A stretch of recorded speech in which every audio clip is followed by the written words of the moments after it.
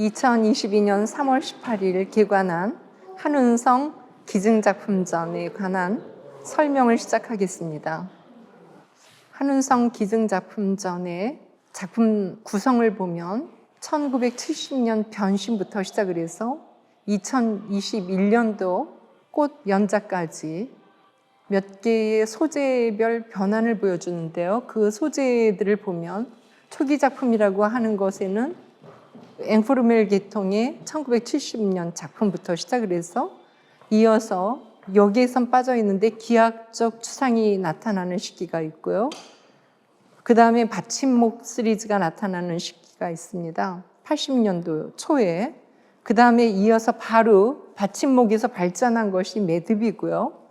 그 다음에 매듭에서 이제 상황으로 가는데 이때 상황이 바로 우리 1980년대, 구체적으로는 1987년 6월 항쟁이 있는 그 시점에서부터 90년대 초까지 한국 현대 정치사, 그 다음에 그 현대 정치사가 학교를 비롯해서 일반 시민들의 삶까지 규율하고 거기에 대변혁을 일으켰던 우리나라에선 얘기하는 혁명의 시대라고 할 수 있는 그 시대의 면모가 여기에 리얼리즘의 형태로 표현되고 있고요. 그 다음에 이제 과일 연작이 있습니다. 과일 연작은 바로 학명을 가져다가 유전자 변환에 의해서 현존하는 자연 생태계가 파괴되거나 또는 어떤 변질될 것을 예고하면서 그것을 지켜서 보존하려는 작가의 의지가 담겨있는 연작이 있습니다.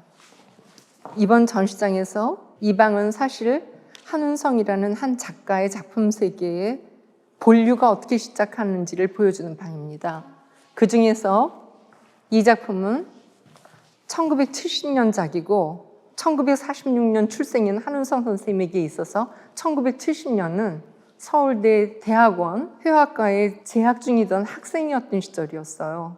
그때 대학가뿐만 아니라 한국 현대미술계를 지배했던 하나의 사조가 있다면 그게 추상표현주의 사조였는데 선생님은 바로 그 방법으로 이 작품을 한 거죠.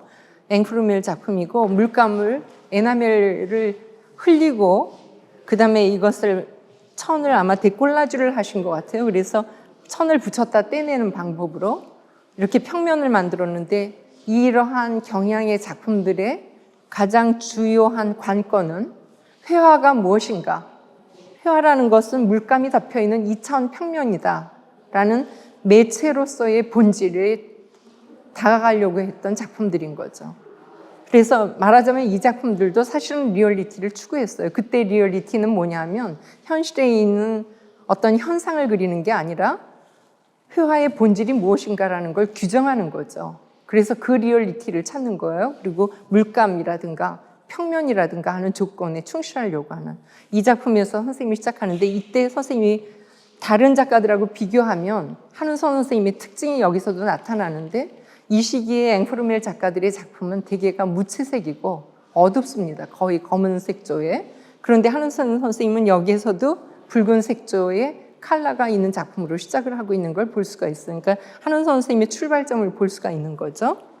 그리고 이 작품이 만들어진 배경에는 무엇보다도 중요한데 한운성이라는 작가가 다른 작가들하고 차별화되는 것 중에 하나가 한운성 선생님의 석사 논문인데 석사 논문이 대개 실기하는 작가들의 석사 논문은 작가론이라든가 미술 사조론을 쓰는데 한운성 선생님은 작가론이나 미술 사조론이 아니라 당시의 르네상스 회화를 진단하는 논을 쓰셨어요.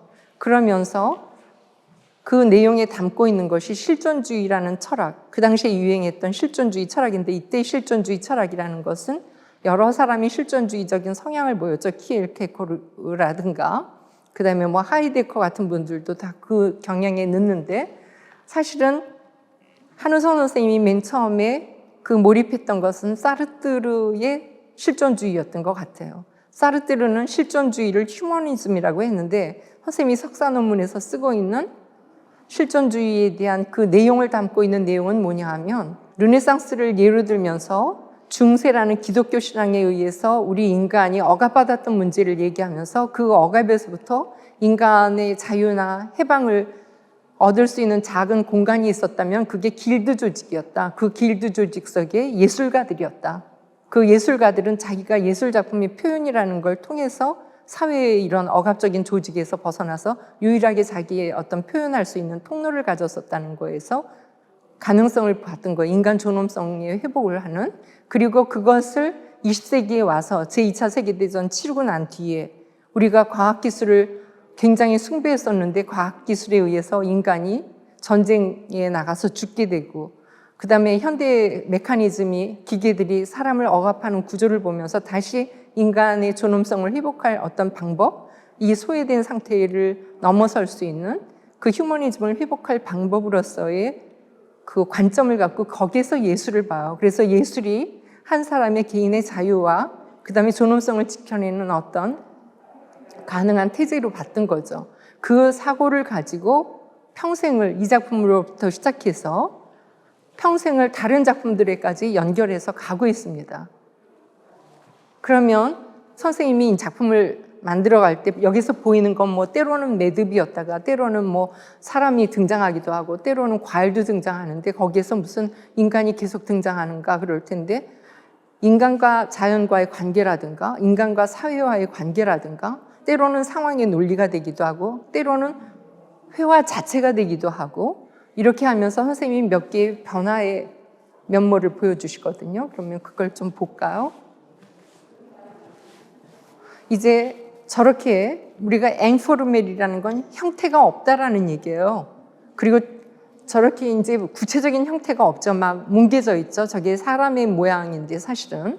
근데 여기에 오시면 같은 선생님의 작품이에요. 이게 4년 뒤에 제작해요. 이 작품에서. 여기 오면 보시다시피 기하학적 추상 작품이 들어왔어요. 그렇죠? 왜 이렇게 기하학적 추상 작품이 들어왔는가 선생님 스스로 설명하시기를 사실은 이 시기에 내가 노장 사상의 영향을 받았다 얘기하세요. 요 70년대 초가 한국 문화계를 지배하다시피 했던 게 노장 사상이었어요. 그 노장 사상 그리고 전위 미술을 하는 사람들이 이제까지는 서양 미술을 그냥 무조건 수용하다가 우리 한국 미술의 아이덴티티를 찾으려고 다시 예전의 동양의 사상으로 돌아가서 그걸 가져다가 결합하는 일을 융복합을 좀 시도하는 그 시기에 선생님도 그 영향을 받으셨다고 그래요. 그래서 기하학적인 추상과 그런 노장 사상의 결합 여기서는 이제 이중적인 요소들이 저기에서는 하나의 이론론적인 앵포르멜이었다면 여기서는 이중적인 게 같이 공존하는 거죠. 지금 저 작품에서 보여줬던 이런 텍스처가 그렇죠? 울퉁불퉁한 저 텍스처가 그냥 남아있는 상태에서 기하학적 추상이 들어오는 거예요. 그리고 제목은 선생님이 지혜가 느린 그림자라고 제목을 붙였는데 여기에 노자의 사유가 이제 은근히 잠재되어 있는 거죠. 거기다 담보시킨 거죠. 그리고 그냥 순서대로 가서 선생님의 작품 변화의 시기를 대표하는 작품이 여기 세 점 걸려 있는 거라고 보면 되겠어요. 그래서 추상표현주의 맨 처음에 선생님이 대학원 시절 그 다음에 74년은 사실은 선생님이 유학 갔다 돌아오신 시점이에요. 제가 여기서 이제 그 누락시킨 게 있는데 한은성이라는 작가는 그러면 어떤 작가인가? 1946년에 출생하셔서 서울에서 출생하셨어요. 그래서 동아국민학교를 졸업하시고 서울 중고등학교를 졸업하시고 서울대학교 회화과를 1965년에 들어가셨어요. 그리고 서울대 대학원 72년에 석사학위를 받으시면서 졸업을 하셨어요. 그러니까 저거는 대학원 시절의 제작 작품이라면 이건 74년 작품인데 74년 작품이라는 의미는 무슨 얘기냐면 선생님이 73년부터 75년까지 미국 유학을 가 계세요.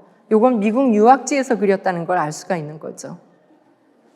그래서 미국에서 기하학적 추상의 영향을 받고 그리고 한국에서부터 갖고 있던 노자 사상에 대한 영향을 갖고 이 작품을 만들어내셨던 거고요.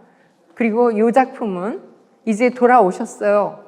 선생님이 한국에 돌아오셔서 중요한 거는 78년도에 동아미술제라는 게 우리나라에서 만들어지는데 동아미술제가 어떤 전시냐 하면 추상미술이 온통 현대미술은 다 지배하고 있고 아니면 대한민국 미술 전람회나 또는 대학에서 일제시대부터 공부했던 그 원로 작가들이 주로 구상미술이라고 하는 과거의 그 구상미술 작품 두 경향밖에 없는 거예요. 그런데 시대는 변해가고 추상미술도 아니고 새로운 형상이 필요로 하는 시점에 바로 그 이제 김보경 같은 평론가는 추상충동에 대하여 형상충동이라는 말을 하는데, 그 시기에 이제 형상미술이 새롭게 요구되는 시점에 동아일보가 새로운 형상성이라는 타이틀을 걸고 공모전을 만들었어요. 그 동아미술제에 한은성 선생님이 귀국하셔갖고 첫 번째 동아미술상을 받게 돼요. 그리고 그 다음 해 79년에 동아미술 개상을 받게 되세요. 근데 둘 다 받은 작품은 판화 작품인데 이거하고 형태는 유사한 작품입니다. 그리고 난 다음에 이 작품은 이제 82년에 변화한 작품이죠. 저렇게 형상이 없던 완전한 추상에서 여기에 보면 정말 실제 있는 나무와 매듭이 있는 것처럼 이 새끼줄로 된 노끈으로 묶어놓은 것 같은 보이는 이런 환영으로서의 회화의 면모를 보여주는데, 가만히 들여다보면 그럼 그대로 그걸 묘사한 거냐? 여기는 보면 캔버스에 그냥 평면이 있고 여긴 추상미술의 평면화야. 그런데 여기에 또 이거는 완전히 그리지도 않으셨어요. 중간쯤 되고 이건 완전히 그리고 이런 단계별 일루전으로서의 효과가 있고, 전체를 보면 2차원 평면이라는 개념미술과 회화라는 것은 이렇게 여기에 뭔가 바깥에 있는 존재를 옮겨놓는, 재현하는 일루전으로서 환영으로서의 회화라는 것 두 가지가 여기에서 공존하는 걸 보여주고 있는 거지, 이 작품은. 그래서 여기에 오면 이원적인 것, 추상과 형상이 같이 공존하는 이원적인 구조가 여기에서 공존하고 있다. 그 다음에 많은 사람들이 이 그림을 매듭 시리즈라고 하는데 이걸 그냥 형상미술로 보고 있고, 그래서 선생님이 한국 극사실주의 회화라는 그 타이틀을 건 전시에 자주 초대를 받으셨어요. 그런데 알고 보면 한은성 선생님의 작품은 저 작품이 얘기하듯이 이 작품은 그냥 이 새끼로 만든 매듭을 정교하게 옮겨놓은 곳이 아니라 2차원 평면성 위에다가 그린다라는 개념이 두 개가 같이 병존하는 이런 작품임을 볼 수가 있어요. 사실상 이것은 개념미술이라고 볼 수 있을 것 같아요. 여기 시리즈가 다 마찬가지죠. 그래서 초기에는 좀 얌전하게 왔다가 여기 오면 우리가 이런 아주 로맨틱한 양식을 바로크 양식이라고 하는데 굉장히 자유분방하게 이제 선생님이 그 내적 감정을 막 드러내는 표현의 미학으로 가고요. 제 본인은 이번 이 전시 전체를 통해서 보면서 한은성 작가의 한국미술사에서의 굉장히 중요한 의미를 1970년대 초에 미국에 유학을 가셔서 현지에서 보이는 하이퍼리얼리즘에 대한 소개라든가 또 본인 자신이 78년 동아미술제에서 동아미술상을 받으시면서 새로운 형상성을 리드하는 선구자로서의 면모도 중요하지만, 그보다는 그것은 뭐 이미 미술계에 다 기정사실화되어 있는 사실인데, 이번 전시에서 한은성 선생님의 한국미술사에서의 굉장히 중요한 어떤 그 기점을 이루는 부분이 있다고 한다면 그것은 바로 이 시리즈 작품이라고 하겠습니다. 이 시리즈란 다시 말해서 외출 1990년작으로 되어 있는데요. 그 다음에 또 하나는 이제 지금 여기 증발 1990년 같은 90년이에요.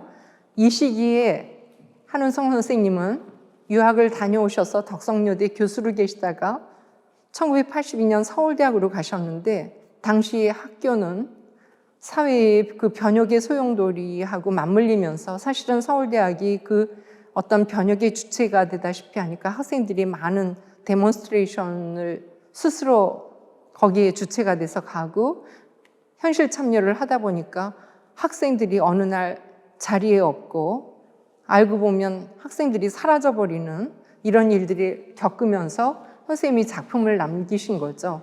이때의 작품은 이전에 했던 그런 어떤 매듭 시리즈하고 다르게 약간의 굉장히 감각적이고, 그 다음에 여기 당연히 이 자리에 있어야 될 사람은 없어지고 그 사람이 입었던 옷만 허상처럼 남아져 있는 이 그림을 그렸는데, 이 그림은 사실은 그 프란시스 베이컨이라는 영국 작가의 작품하고 상당한 유사성을 갖고 있는 어떤 시간성이라든가 실제와 그 허상과의 거리라든가 이런 것들을 보여주는 이런 작품을 남기셨고요. 그 다음에 이 작품은 그 당시에 민중미술 운동하는 많은 학생들이 민중운동의 가장 핵심은 민족 주체성을 회복하는 일이었기 때문에 외세에 의해서 우리가 한국성을 박탈당한 부분에 대한 어떤 우리의 주체의식을 되살리는 일, 그런 것들을 주장했기 때문에 이들이 입고 있는 것이 주로 이렇게 한복을 입고 있는데 그런 학생의 모습을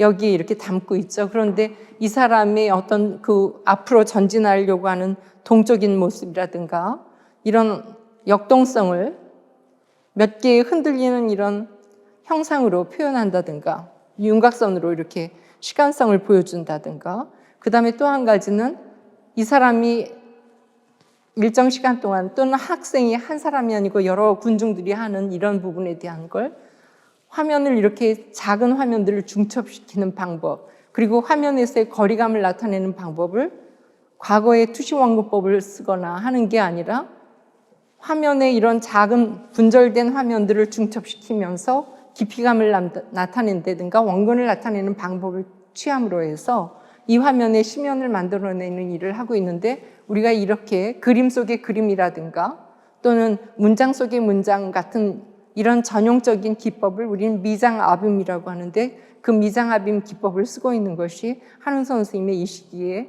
굉장히 특징적인 면모라고 할 수 있고, 이 요소는 나중에 판화 속에서 더 적나라하게 드러나고 있습니다. 특히 풍경 판화에서. 다음에 한은서 선생님이 바로 그 현실 비판적이고 1980년대에서 90년대에 한국의 가장 치열했던 번역기를 상징적으로 보여주는 가장 대표작, 어쩌면 선생님의 생애에서의 걸작 중의 걸작이라고 할 수 있는 작품을 저는 이 작품을 꼽고 싶은데요. 선생님 자신은 여기에 누워있는 이 인물이 어떤 절대 권력을 가진 자처럼 이렇게 기술한 것으로 제가 얼핏 기억에 남는데, 사실은 그런 사람일 수도 있고 어쩌면 선생님 자신일 수도 있겠죠. 그런데 본인 자신이 겪은 한국 현대사회, 그 당시의 현대사회의 면모, 그리고 본인이 정보로 들은 그 세계 뉴스, 이런 것들을 여기에 몽땅 담고 있어서 바로 이 작품이 제작된 1993년 세계를 체험한 바로 현실을 이렇게 표현하고 있어서, 이 작품이 1855년 구스타프 크루베가 만국박람회에다가 출품한 화가의 아뜰리에 나의 예술적 생애의 7년간을 나타내는 한 국면이라고 하는 작품하고 비교할 수 있는 작품이라고 생각됩니다. 작가가 자기가 직접 작가로서 체험한 지난 시간들의 경과 속에서 보고 들은 것들을, 정보들을 이 안에다 담고 있죠. 여기는 뭐 인사하는 사람들, 그 다음에 송수관들, 그리고 이 안에 무수하게 그 시대를 표현했던 뉴스에 나왔던 사건들의 면모들이 콜라주되어 있어요. 그리고 이 그림을 그린 이것은 사실은 유화가 아니라 오일 스틱들이에요. 그래서 여기에 포토 콜라지와 그 다음에 이렇게 막 낙서처럼 그린 프리드로잉의 방법이라든가 이런 것들이 다양하게 선생님이 살았던 1990년대의 상황을 보여주고 있는 이 작품을 놓고 나는 크루베의 작품하고 비교하려고 하는데, 크루베의 화가의 아뜰리에는 작품의 중앙에 본인이 고향 풍경 오르낭을 그리고 있는 구스타프 크루베 자신의 모습이 있고, 그림을 그리고 있는 화가 자신을 존경하는 눈으로 바라보고 있는 누드의 모델과 그 다음에 남학신을 신고 있는 어린아이가 있습니다. 이 한 중앙에 서 있는 이 두 사람의 보조 연출자들은 사실은 화가인 크루베에 대한 존경의 시선을 보내고 있는 장면이고, 본인 자신이, 크루베 자신이 본인의 작품의 후원자였던 브리아스에게 이 작품이 제작되기 전해에 보내는 편지 속에서 얘기하기를, 나의 오른쪽에는 삶에 의해서 살아가는 사람들이요, 왼쪽은 죽음에 의해서 살아가는 사람들입니다 라고 쓰고 있는데, 그 삶에 의해서 살아가는 사람들 맨 끄트머리에 누가 보이냐면 그 당시에 저널리스트이고 시인으로서 가장 명성이 높았던 시인 보들레르가 그려져 있고, 보들레르 바로 옆에는 그루베의 작품을 사주었던 재력가인 브리아스 부부를 그려 넣었어요. 그러니까 이 사람들은 뭐냐면 실용자본가들이에요. 그 당시에 실용자본가는 이제 이 사회의 새로운 주체가 돼서 일어나기 시작한 사람들인데, 브리아스가 있고 그 다음에 또 그 옆에는 샹플레리라는 본인의 리얼리즘의 이론을 사실 만들었던 사회 사상가죠. 샹플레리가 그려져 있다든가, 막스 비숑이라는 음악가가 그려져 있다든가.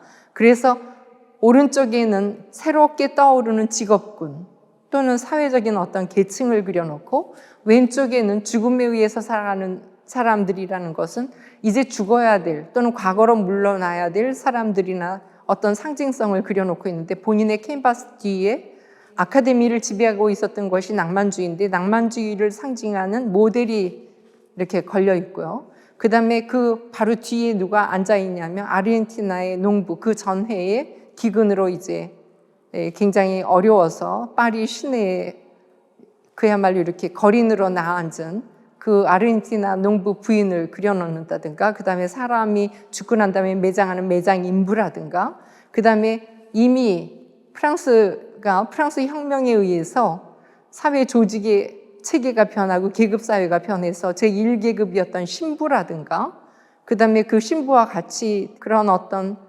형성을 했던 유태인이라든가 하는 사람들을 구시대의 유물로서 죽어야 될 사람들, 죽음에 의해서 살아가는 사람들 화면에다 놓고 그 시대를 조명하고 있는데, 바로 1848년부터 1855년까지의 프랑스 사회의 단면도를 알레고리로서 보여준 거였죠. 그런데 우리 한은성 선생님은 알레고리로서가 아니라 이렇게 그 표상들을 전부 집합적으로 콜라주를 해갖고 그것들이 갖고 있는 것을 통해서 여기에 하나하나의 형상이 그 시대의 징후들을 나타내는 표상으로서 그려놓고 있습니다. 그래서 이 작품은 말하자면 1990년대 우리는 바로 그루베가 만국박람회라는 세계 자본주의의 시작의 자본주의 시대를 알리는 거였다면, 우리나라는 올림픽을 통해서 한국 사회가 변혁하는 발전 시기에 변화하는 정점에 있었던 한국 사회를 표현하는 대표적인 작품이라고 생각합니다.